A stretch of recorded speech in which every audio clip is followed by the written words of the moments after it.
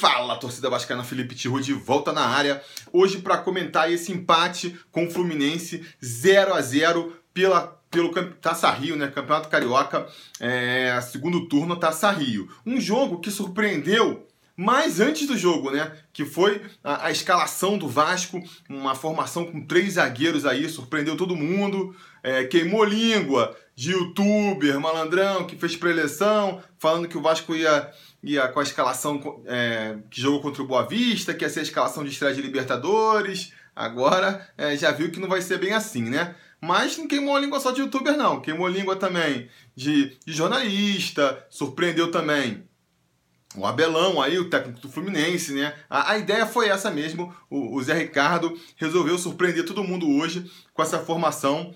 Resolveu testar uma formação com 3 zagueiros, por que não aproveitar e tentar surpreender o Fluminense também, né? Essa, eu acredito que tenha sido o pensamento dele. E é uma pena até que tenha sido levantada essa formação só aí momentos antes da partida, porque dava para fazer uma preleção inteira só comentando as possibilidades dessa nova formação, né? Eu acho interessante jogar com 3 zagueiros, porque é um esquema que pode favorecer talvez as principais armas do Vasco aí, uma das principais armas do Vasco nesse 2018 são os laterais, que são muito ofensivos, mas que pecam defensivamente. Então, se você faz um esquema com 3 zagueiros que libera os laterais para funcionarem mais como alas, eu acho uma proposta interessante, né? Porque está tirando proveito do potencial do elenco do Vasco. Eu acho que o Pikachu, o Casimiro, falou muito bem lá no Twitter que, pro bem ou pro mal, o Pikachu é um dos destaques do time esse ano, né? Não sei se isso é bom ou se isso é ruim, mas ele é um dos destaques, é um jogador que aparece muito no ataque. Até por isso acho que irrita uma galera, porque ele aparece muito, mas nem sempre aparece fazendo as jogadas certas. Mas é um jogador que é uma válvula de escape do time, entendeu? O Vasco joga muito em função do Pikachu. Eu acho que é uma arma interessante você ter um lateral tão ofensivo assim. Seria uma besteira puxar ele para o meio campo, que já tem outros jogadores interessantes também, e deixar a lateral direita para um jogador que só porque seria melhor marcador. Eu gosto, eu acho interessante, traz uma diferença para o time do Vasco ter um lateral com o Pikachu. Então é interessante uma formação que ajude a explorar isso. O Henrique também vem se destacando muito esse ano e vem se destacando pelo seu apoio, né, ao ataque, não tanto pela marcação. Então acho um esquema interessante. Tem um problema, né, de que um esquema com 3 zagueiros pediria pelo menos um zagueiro um pouco mais técnico ali para ajudar na saída de bola, o que a gente não tem. Por outro lado, 3 zagueiros jogando mais compactos ali atrás, como nenhum deles é um grande talento, um ajuda um pouco o outro, melhora um pouquinho a marcação, eu acho. Talvez pudesse no meio só liberar um pouquinho mais o meio aí, né? Porque quem foi que saiu do meio campo, quem foi sacado para poder fazer essa formação com 3 zagueiros? O Evander, né? Aliás, vale a pena comentar, só voltando para a zaga aqui, que mais uma vez o Ricardo não foi escalado, não foi nem colocado no banco, né? O Ricardo Graça, que vinha fazendo boas atuações aí. Muita gente tem perguntado sobre isso nas redes sociais. A minha opinião é que alguma coisa extracampo aí que fez o Ricardo ser afastado praticamente do grupo, né? Porque desde que ele deixou de ser titular, vinha fazendo boas atuações, aí não jogou bem lá contra o Jorge Wilstermann lá em Sucre. Pô, ninguém jogou bem naquele jogo, sabe? Ninguém jogou bem. E de repente é sacado e não vai nem mais pro banco, não aparece nem mais no banco, joga com 3 zagueiros, não escala ele, que talvez fosse ser esse jogador mais técnico para ajudar na saída de bola, né? O Erley, que é o terceiro zagueiro que entrou no time hoje aí. Não quero tecer muitos comentários sobre ele ainda, pode ser que esteja fora de forma, tem que se adequar, jogou poucas partidas pelo Vasco, principalmente no time titular, mas até agora não mostrou nada que justifique por que ele passaria à frente do Ricardo na escalação. Então eu acho, aqui é pura ilação minha aqui, é pura suposição, não tem nenhuma informação para garantir isso, mas a minha impressão é de acontecer alguma coisa extracampo, muito provavelmente problema de renovação de contrato aí, porque a gente vinha com essa informação de que o contrato com o Ricardo acaba no meio do ano, e aí as últimas notícias que saiu sobre isso foram de que tá bem encaminhado, deve renovar nos próximos dias, mas aquela notícia, aquela fotinho dele assinando a renovação, se saiu eu não vi. Então a minha hipótese é de que o que parecia tranquilo se complicou ali, de repente o agente do jogador está pedindo um pouco mais, os caras não estão conseguindo renovar. E aí tiraram o cara do time, né? Até para falar, não vou ficar aqui botando o cara para jogar, se valorizando, sem renovar. Acho que até faz sentido, né? Porque se tá difícil, o Vasco quer fechar por X, o agente quer fechar por X mais 10, e ele tá jogando e fazendo partidas cada vez melhores, vai ficar cada vez mais difícil pro Vasco a renovação por X, né? Então, esse jogo duro faz parte aí da negociação. Acredito que seja por causa disso, porque pelo que ele vinha em campo, jogando com 3 zagueiros, ele tinha que estar entre os 3, né? Enfim, tem a questão também que eu já tinha levantado de não gostar do Zé Ricardo não ser muito fã da molecada aí, ele sempre, na hora de escolher, prefere não botar a molecada. Eu falei quando o Ricardo Graça foi barrado que o Paulinho e o Evander tinham que abrir o olho, e aí deu. Os dois foram barrados. O Evander saiu para dar espaço para o zagueiro, né? A formação veio com o De Sábato, o Wellington e Wagner ali no meio campo. E, novamente, poderia ter feito uma formação, já que você já está jogando com 3 zagueiros, você não precisa de mais 2 volantes de marcação, né? Poderia ter escalado eventualmente o Evander ali para dar um pouco mais de qualidade de toque para esse meio campo aí que faltou. Mas tá bom, não vou condenar o Zé Ricardo também por ter optado por uma formação mais cautelosa, tá mudando o esquema tático, então tudo bem, não vou criticar por isso necessariamente não. E no ataque, só para finalizar a escalação, que eu já falei, barrou o Paulinho, que não vinham fazendo bons jogos, para botar o Rildo, que vinha pedindo passagem aí, e trocou também o Andrés Rios pelo Riascos, por uma questão até de tática, né? O time veio com os 3 zagueiros e com uma opção, assim, com uma proposta de jogo, de jogar com os 2 atacantes abertos, caindo pelas pontas, e essa é uma característica onde o Riascos vai se encaixar muito melhor do que o Andrés Rios. Para fazer isso, repito, resolveu abrir mão da garotada, do Evander e do Paulinho. Eu preferia que um dos 2 jogasse, principalmente o Evander, né? Que nem a gente já falou, podia jogar como um terceiro volante ali, mas também não dá para criticar, porque nenhum dos 2 vinham fazendo grandes atuações, né?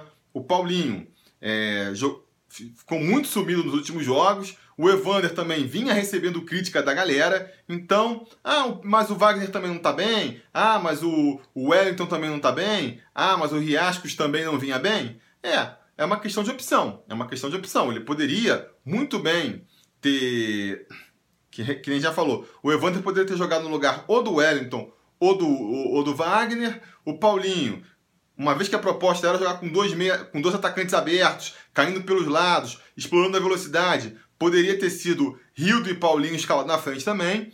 Ele acabou optando pelo Riascos, pelo Wagner, do jogador, do treinador, aí é a decisão de cada um.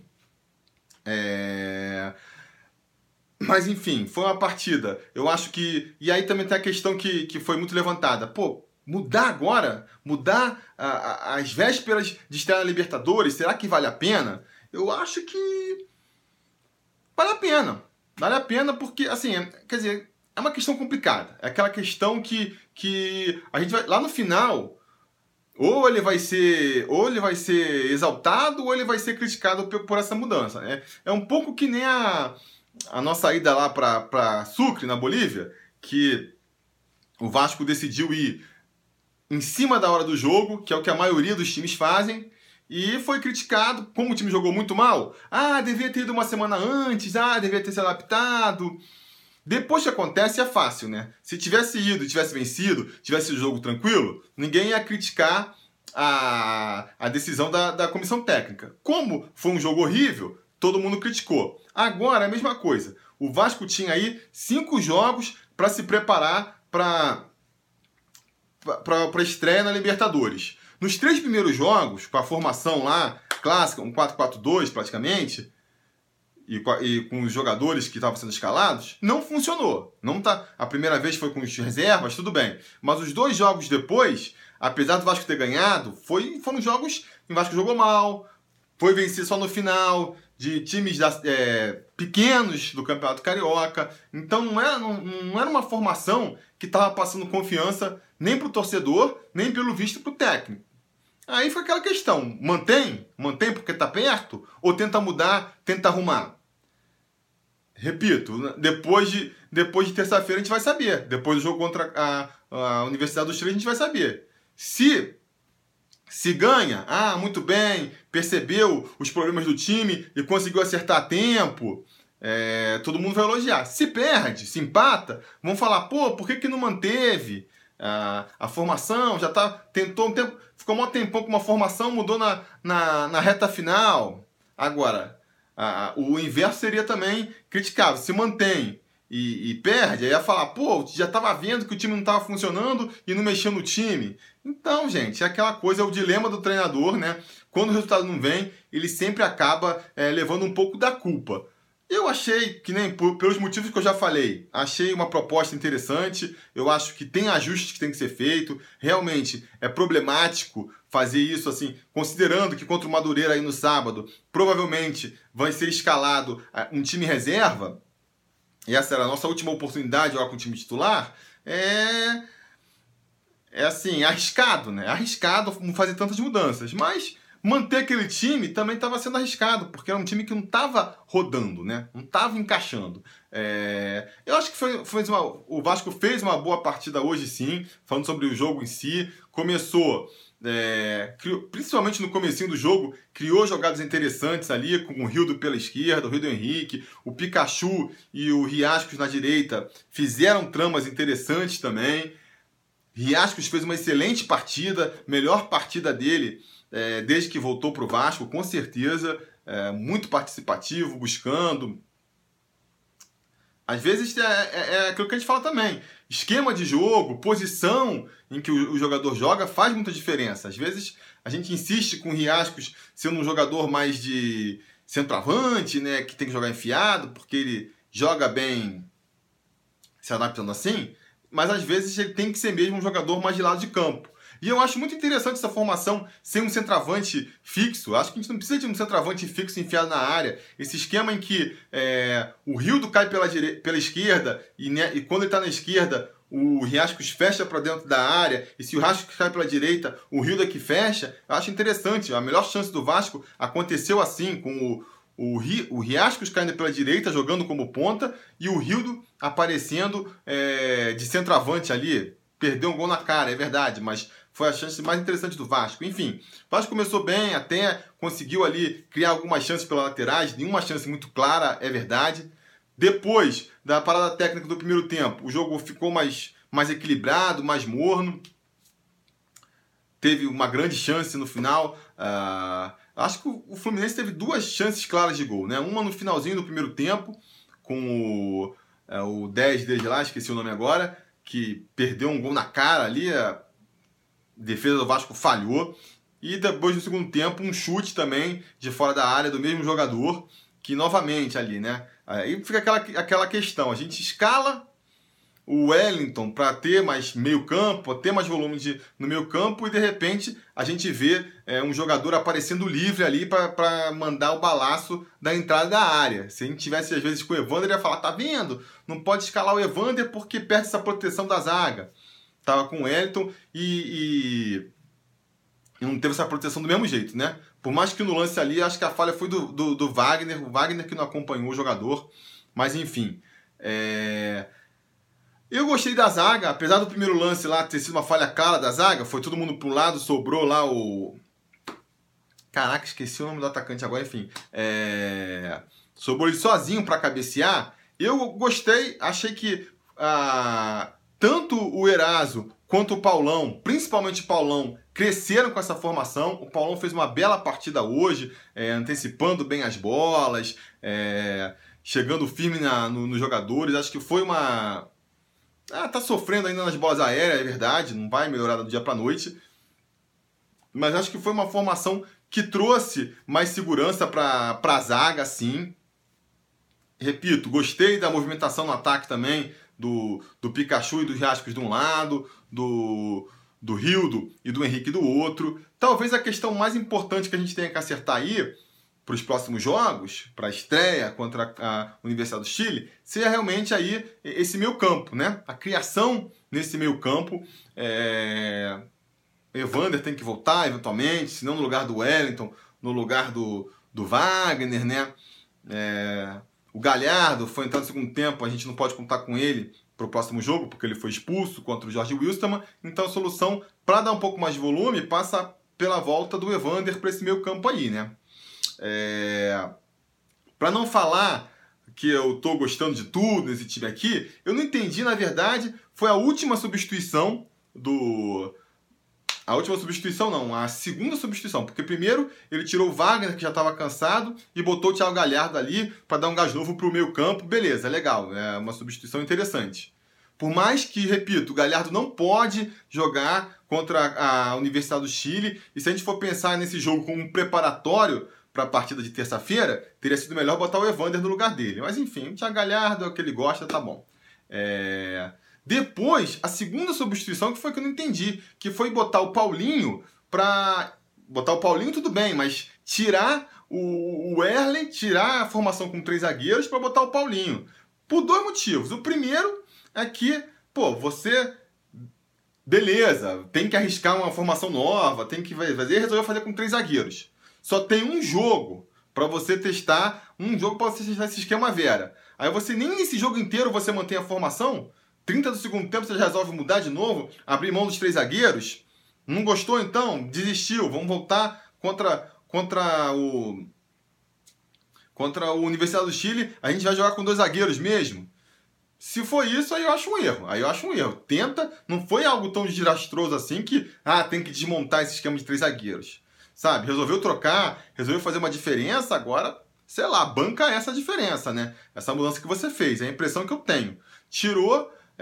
Isso é uma coisa que o Zé Ricardo tem feito nos últimos jogos que não me agrada, sabe?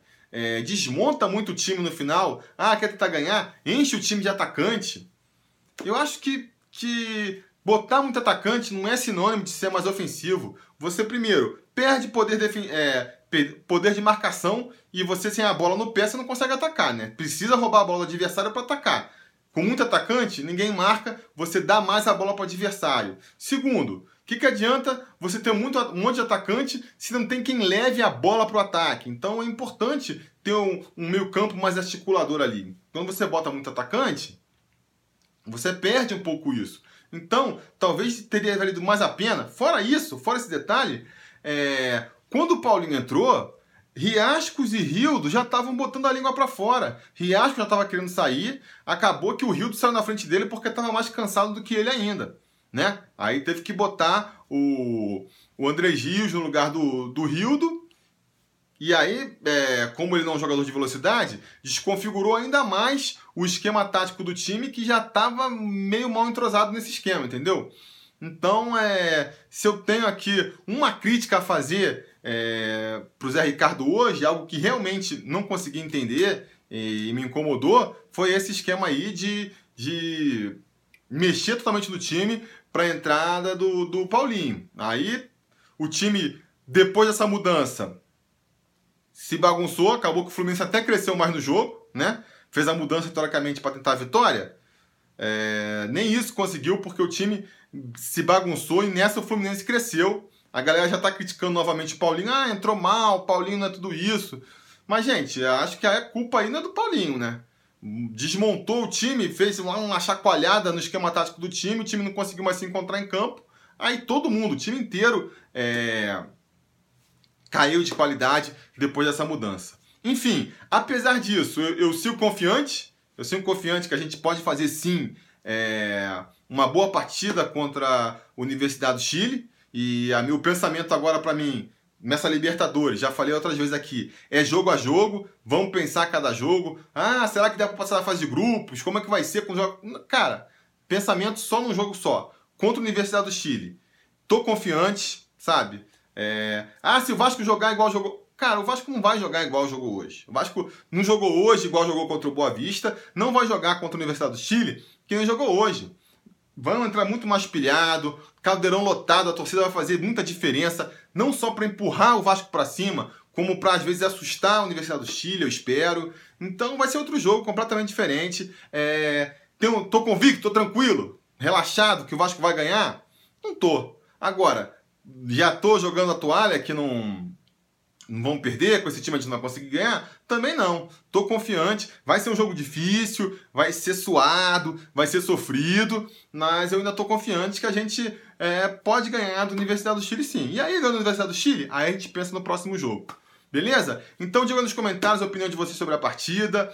O pessoal fala que eu sou pessimista, mas pelo que eu vi aí nas redes sociais, a galera tá mais pessimista do que eu. Muita gente reclamando do jogo do Vasco hoje. Eu achei o Vasco jogou...